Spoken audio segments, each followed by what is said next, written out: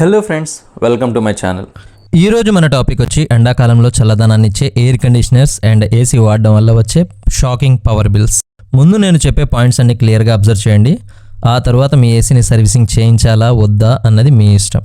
Point number 1, continue AC ఆన్లోనే ఉంది అయినా చెమటలు పడుతున్నాయా?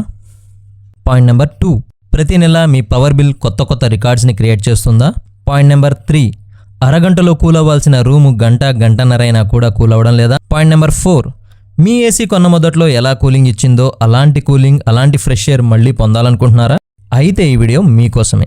సమ్మర్ వస్తే చాలు సామాన్యులంతా భయపడిపోతారు. ఎండలకే కాదండి, కట్టే కరెంటు బిల్లులకు కూడా. ఎందుకంటే గంటలు ఏసీలు నడుస్తూనే ఉంటాయి కాబట్టి. అంతంత కరెంటు బిల్లు కట్టే బదులు ఎంతో కొంత ముందు ఆలోచన చేస్తే మీ పవర్ బిల్స్ కూడా తగ్గుతాయి. అక్కడికే వస్తుందని బ్రదర్. మరి ఇంకెందుకు ఆలస్యం, లేట్ చేయకుండా మ్యాటర్లోకి అయితే వెళ్ళిపోదాం. మనం నార్మల్గా టెక్నీషియన్స్ చేసే సర్వీసింగ్ ప్రాసెస్ ఎలా ఉంటుందో చూద్దాం.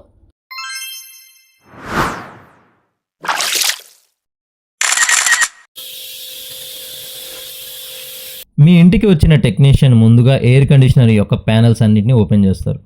ఓపెన్ చేసిన తర్వాత ఫ్రంట్ ఏదైతే కనబడుతుందో అది మీ ఎవాపరేటర్ కాయిల్. మీ ఇండోర్ యూనిట్ యొక్క ఎవాపరేటర్ కాయిల్ ఈ విధంగా మురికిగా మారడానికి గల కారణం డస్ట్.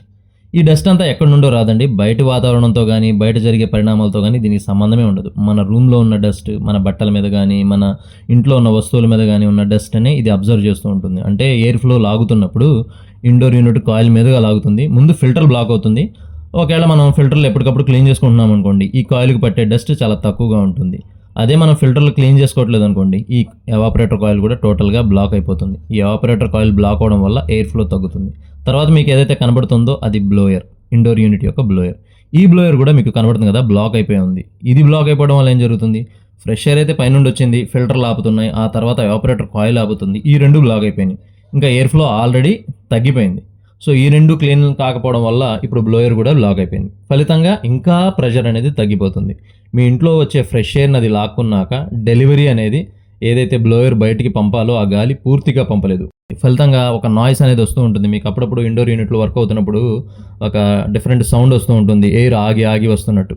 సో ఇవన్నీ బ్లాక్ అయిపోయినప్పుడే జరుగుతాయి. వీటిని కనుక మనం శుభ్రంగా క్లీన్ చేసుకున్నాం అనుకోండి, అప్పుడు ఫ్రెష్ ఎయిర్ అనేది మనకి ఈజీగా చాలా ఫ్రీగా అది డెలివరీ చేయగలుగుతుంది.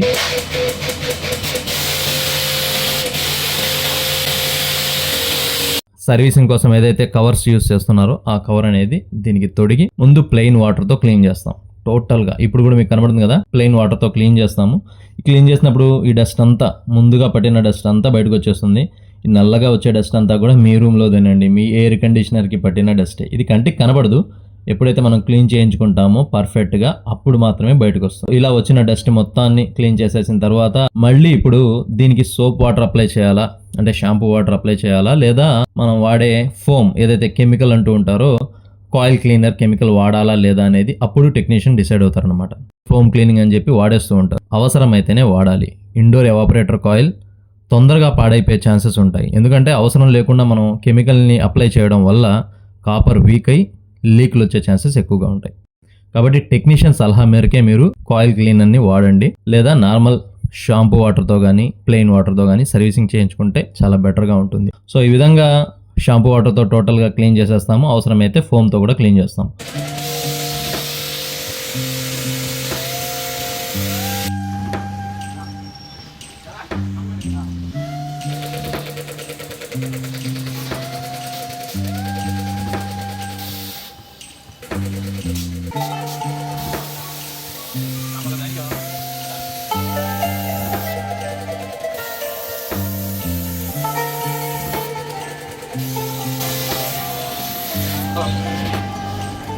ఇది క్లీనింగ్ అయిన తర్వాత మళ్ళీ ప్లెయిన్ వాటర్తో లేదా కెమికల్ అప్లై చేసాము అదంతా బయటకు వచ్చేంత వరకు మళ్ళీ ప్రెషర్ వాటర్తో మళ్ళీ క్లీన్ చేస్తాం. ఒకవేళ మనం కనుక కెమికల్ యూస్ చేసినట్టయితే వాటర్ రెండింతలు ఎక్కువగా కొట్టాల్సి ఉంటుంది. లేదంటే ఆ కెమికల్ అలాగే ఆ పార్ట్స్ మీద ఉండిపోయి, కాపర్ పైప్స్ మీద ఉండిపోయి ఇంకా తొందరగా లీక్స్ వచ్చే ఛాన్సెస్ ఉంటాయి. వీక్ అయిపోతుంది అనమాట కాపర్ పైపు. సో వాటర్ అయితే ఎక్కువగా అప్లై చేయాల్సి ఉంటుంది. ఈ విధంగా అప్లై చేసిన తర్వాత మళ్ళీ దానికి పట్టిన వాటర్ ఏదైతే ఉందో అదంతా దిగిపోయేంత వరకు ఎయిర్ బ్లోయర్ని కూడా కొడతాము.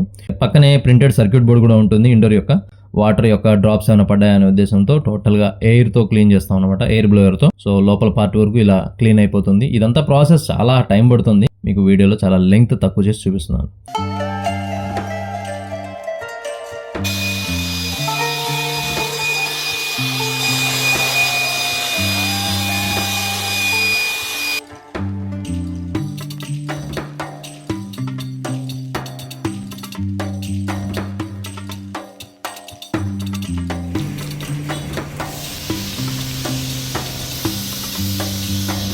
దీని పైన పార్ట్స్ ఏదైతే ఉన్నాయో అవన్నీ కవర్స్ అన్నిటిని మళ్ళీ వాటిని కూడా ఇదే విధంగా ప్లెయిన్ వాటర్తో, ఆ తర్వాత షాంపూ వాటర్తో, వీటికి ఏ విధంగానూ కెమికల్స్ అప్లై చేయకూడదండి. షాంపూ వాటర్తో క్లీన్ చేస్తే సరిపోతుంది.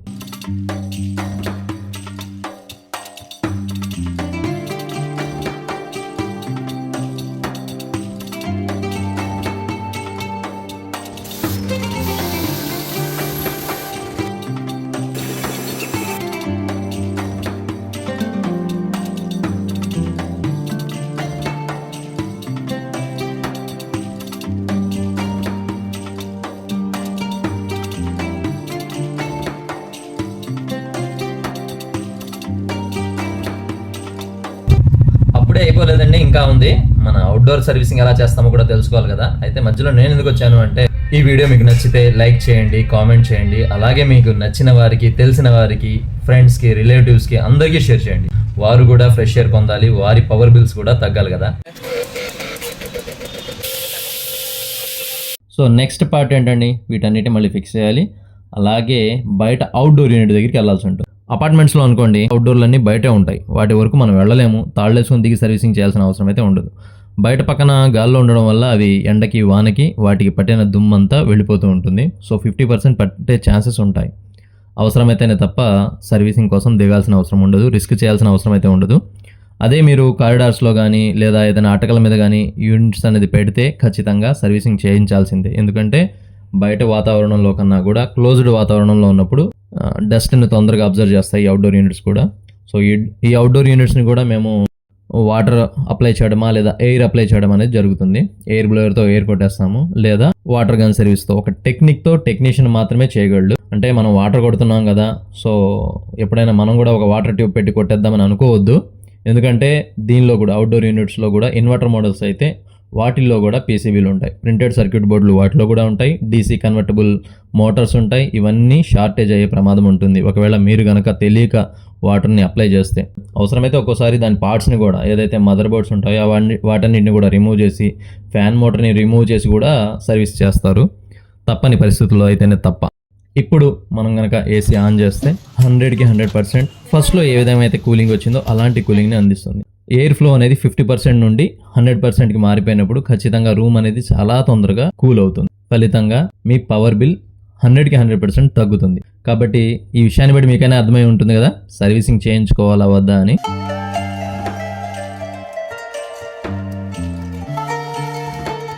Thank you for watching. Stay tuned for more videos.